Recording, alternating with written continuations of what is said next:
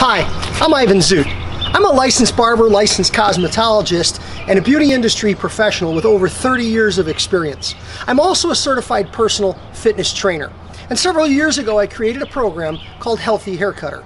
The Healthy Haircutter program was designed to help you maintain a long, successful, healthy, and productive career behind the chair serving clients. And one of my key phrases has always been, you can't take care of them if you don't take care of you. It starts with you.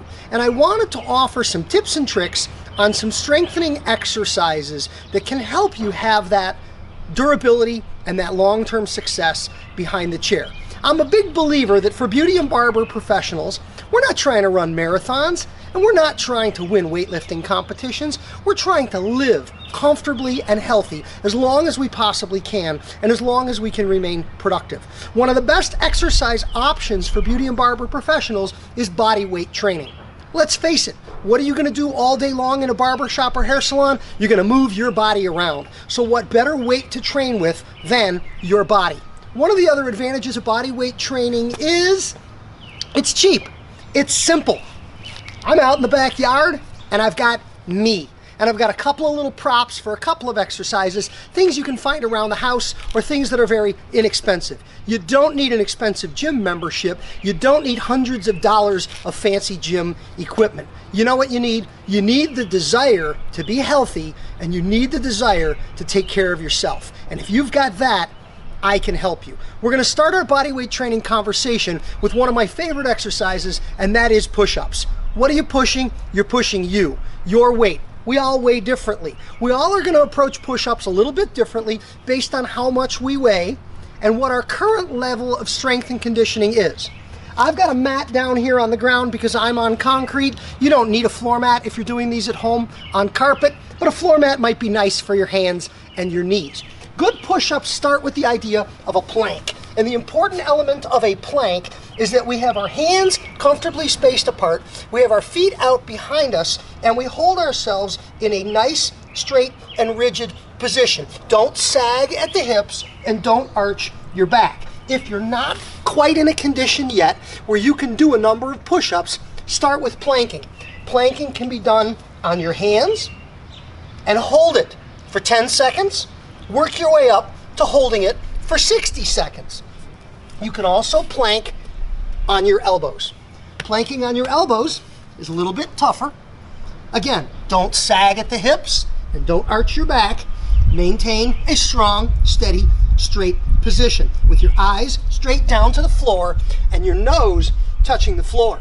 I've seen people use the timer on their phone, set the phone on the ground with their nose directly above the timer so that they can watch that clock and watch that timing. Don't lock your elbows out. Keep your elbows comfortable and soft, square to your shoulders with your hands directly below your shoulders. A plank is the perfect place to start building your strength in your chest, in your triceps, and in your shoulders for strong upper body work carrying your own weight. Once you're comfortable planking, we're going to move on to push-ups. Now, I love doing push-ups. We want to do them well. You may not be in a condition that you can do push-ups on your feet. You may want to start on your knees, and that's okay. But the important thing to remember is we start from a plank. So we come in with our hands comfortably placed apart. We move our knees back, and we make sure that we have a straight line from our shoulder all the way to our knee. Look at my body position. I'm not sagging at the hips and I'm not arching at the back. I'm here so that I can then go down and up and down and up. Breathe out, exhale, don't forget to breathe. Breathe out on the push.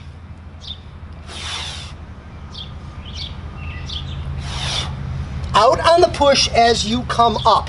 When you start doing push-ups on your knees, if that's what's right for you, start with a small number. Try 3, maybe 5, or maybe a set of 10. Pause, rest, allow your breathing to recover, and go back to another set of 3, or 5, or 10. Whatever you can do, and whatever provides you with a little bit of effort beyond what is comfortable. We want to be working here. but we don't want to be working so hard that we can't breathe or that we cannot continue. Push-ups are a great way to build that strength. Next up on push-ups is moving to full push-ups on our feet and on our hands. It's going to look like this. Hands comfortably apart, feet reasonably apart. In our planking position, don't sag, don't arch, comfortable like this. Always do push-ups wearing shoes. Never do push-ups barefoot. It's extremely important because if you'll find, try them with your bare feet and try them with your shoes, you can probably do nearly twice as many with shoes on because it protects your feet and it provides stability for your feet and your toes. So shoes can be very important. So we're going to come in and we're going to do good, clean, basic, standard push-ups.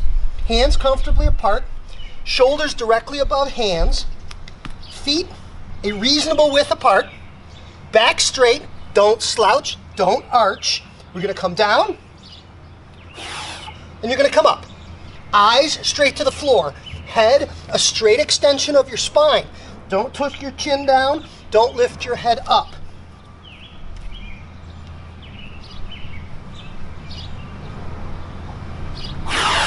Breathe out on the up. Count them honest, count them clean. Go all the way down, push all the way back up. Now, there are apps out there that you can download that'll help you count. There's even an app I've seen where you tap your nose on your phone in order to get credit for the push-up. So if you don't go down all the way, if your nose doesn't touch your phone, you don't get credit for that push-up. It's a great way to keep you honest. Now, let's look at some variations. Let's look at some variations in our foot positions and talk about some of the benefits associated with those. Standard push-ups were done with a reasonable foot position. Now we're going to go to wide. Feet wide.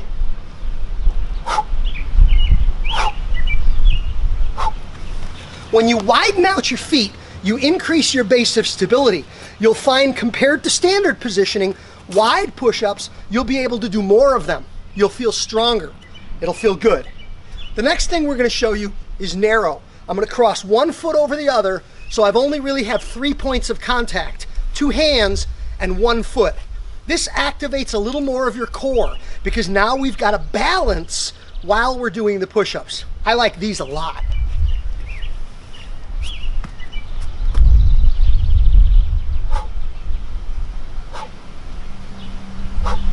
Now you'll notice when I'm doing those, I'm keeping my back straight, I'm not sagging, I'm not arching, I've got my feet crossed, one over the other. Doesn't matter which way you cross. But also notice when I go down until my upper arm is parallel with the floor. I don't stop here and I don't go all the way to crash. You want to maintain control throughout the movement.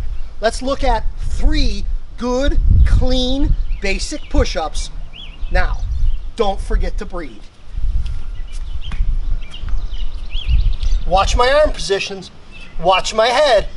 I'm going to be looking straight down. I won't be looking at you. And I'm going to breathe.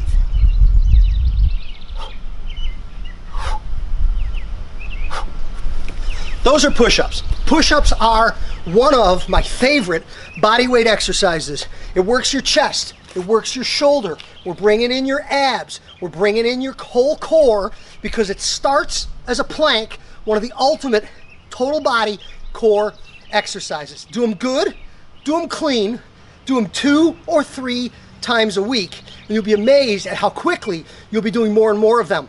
One of my favorite goals is to work your way up from wherever you start to 100 push-ups in one clean session. I can do it, and I know you can do it too. I'm Ivan Zoot. Visit my site, patreon.com/Ivan Zoot, to become a part of my community, to become a healthy $100,000 hair cutter. Thanks for watching. Have a great day.